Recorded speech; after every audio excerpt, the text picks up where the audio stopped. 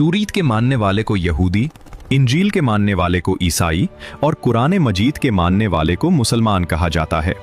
लेकिन ज़बूर के मानने वालों को क्या कहा जाता है, और ये किताब दरअसल थी क्या?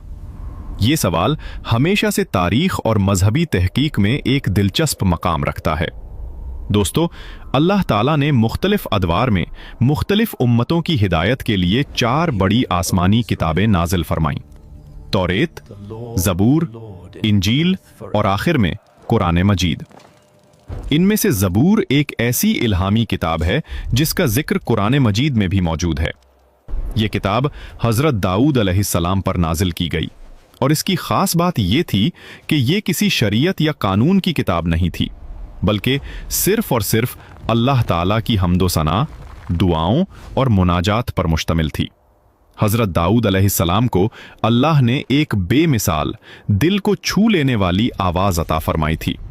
जब वो ज़बूर की तिलावत किया करते तो पहाड़, दरख्त, परिंदे सब खामोश हो जाते और पूरी फ़ज़ा में सिर्फ अल्लाह की हम्द के नगमे गूंजते। यही वजह है कि ज़बूर को तारीख़ की सबसे रूहानी और पुरसोज किताबों में शुमार किया जाता है।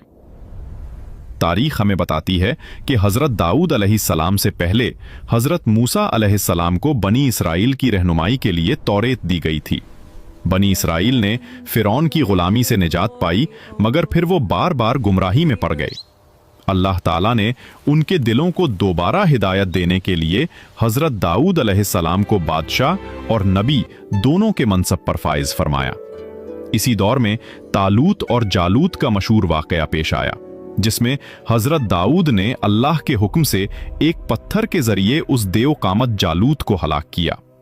ये वो लम्हा था जिसके बाद अल्लाह ताला ने हज़रत दाऊद अलैहिस्सलाम को हुकूमत भी दी, और वो वही ज़बूर थी।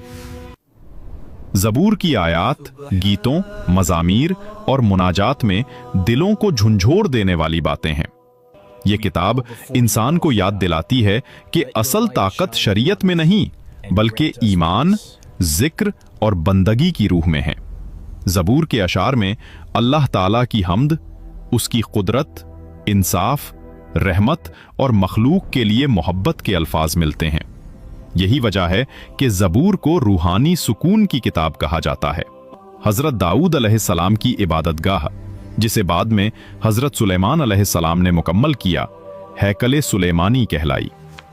इसी मकाम पर ताबूते सकीना रखा गया, जिसमें हज़रत मूसा और हज़रत हारून अलैहिस्सलाम के तबर्रुकात मौजूद थे। ये जगह बाद में यहूदी